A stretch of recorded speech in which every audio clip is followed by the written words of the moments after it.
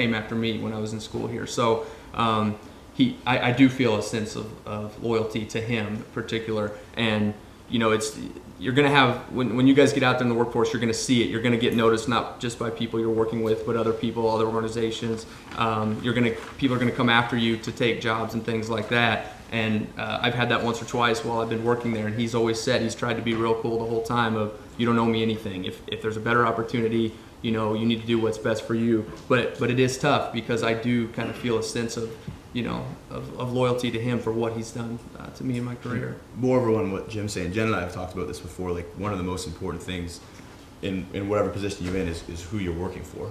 And so if you can get a person like Jim's talking about that, you do feel like you owe them something because of how they've looked out for you over the years. Right.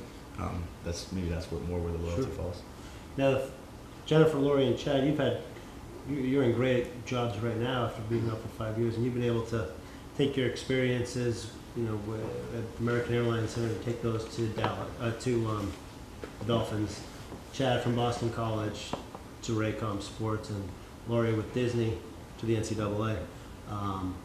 Talk about how that worked out for you. Chad, why don't you begin?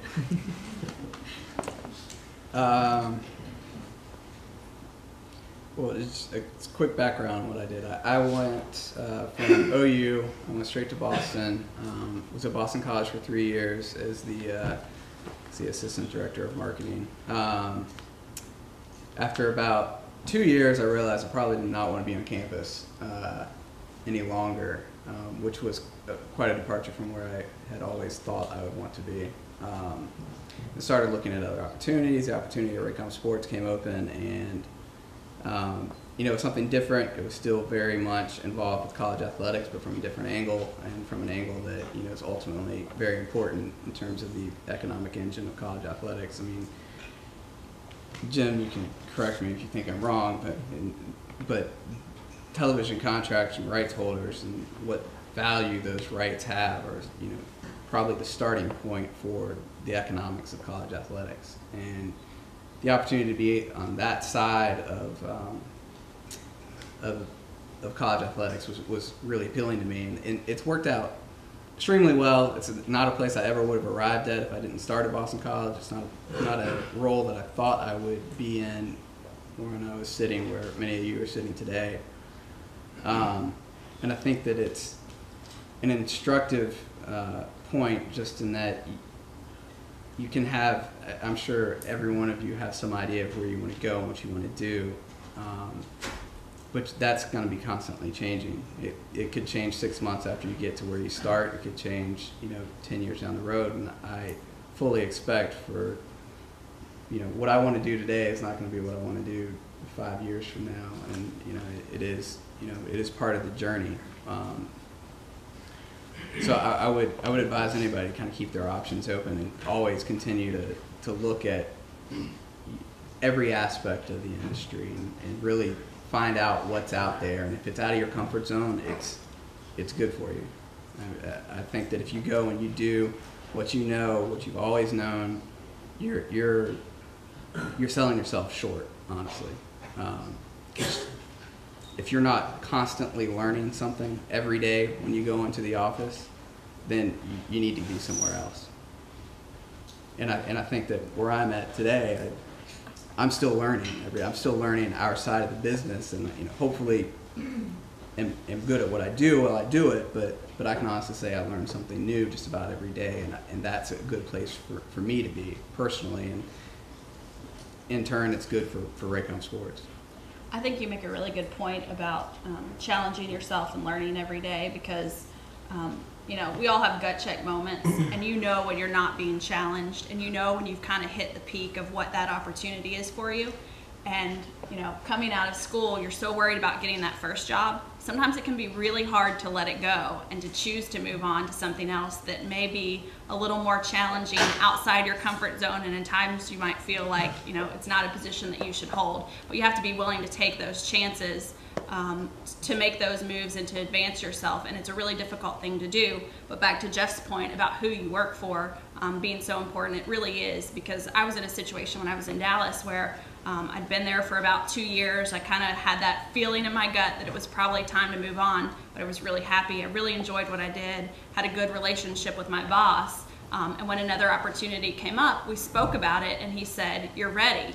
You know, this is good for you. I want more for you than what this can be for you here." And so who you choose to work for and how interested they are in your career and your development is almost as important as, you know, the title on your business card, if not more. Yeah, I don't want me to cut you off, but I think that is one of the most important things that you could maybe take away from people who've kind of gone through this experience recently, is that when you're looking at that first job, that whatever job you take, there's a very good chance after 2 years with it, you might be bored, and it's a stepping stone. And I think the most important thing that you can look at when you go into an interview is who the person you're going to be working for is, what they stand for. You know, you want to find somebody who's going to challenge you every day, who you think is smarter than you, someone that you're going to learn from, because that person will help you, you know, advance your career at a quicker pace, but they will also be someone that you will always come back to that relationship with that person. And you want it to be a good relationship. You want it to be a good relationship personally, and you want it to be a good relationship in terms of your professional development moving forward. So, you know, they say treat an interview process as a two-way process. You're interviewing them as much as they are interviewing you. And I say that you want to do that, but you want to do it with a sense of humility. When I say you're interviewing them, you're interviewing them in terms of how much can this person help me.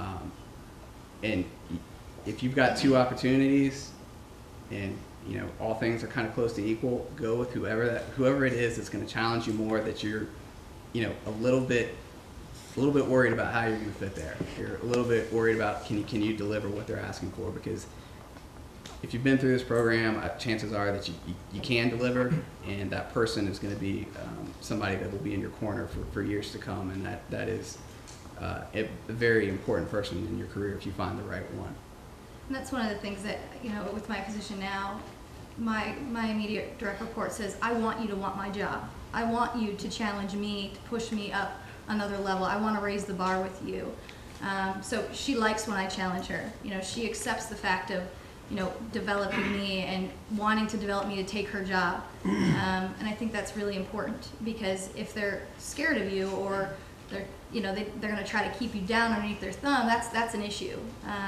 For me personally, I came from Disney and I did event planning. And with that, I was kind of looking at everything. You know, I was doing the marketing. I had different people that I worked with for marketing, customer service, operations, and I kind of found myself always leaning and kind of keeping my eye on marketing. And that's where I ended up with the NCAA, because I found a passion for it. I saw that I was really challenging myself and constantly trying to challenge that person in that position, and that's why I moved over to the NCAA, because marketing was my passion. Marketing was something that I felt like I could think outside the box. I could challenge myself, and you know, with the person that I was directly reporting to, they were okay with me challenging them every single day and trying to make them raise the bar, because they knew I wanted their job, and it was okay, and it was open for development, for me developing to get their job. We talk about developing and moving up in our careers. I think we all entered this program looking at the tip of the iceberg, and that job that we hope to get someday. We oftentimes forget the lower levels and getting started. Talk about your first 5 years out, the humility that you experienced, and what it meant to you know, have respect for your elders, so to speak, alumni of the program,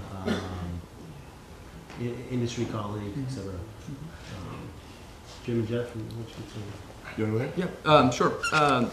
Yeah, I think one of the important things to think about and realize is that this is a great program and it's a great degree, but it is only going to take you so far. What it's going to do is help you open those doors. It's a good networking. You know, it's an automatic network to former alums and things like that. They can speak on your behalf. You know, you can bounce questions off of them. They're resources. But what it comes down to is when you're interviewing for those jobs, you know, the people that are interviewing you, they're not going to care about what kind of grades you got or what your degree says, anything like that. They want to know how you're going to help them, how you're going to fit into their organization. Are you the best candidate? So you know, it's really important that we talk about it here, the relationship side, the networking side. You know, it's going to be on you at some point, that you can't just expect your degrees just to get you jobs right out of school.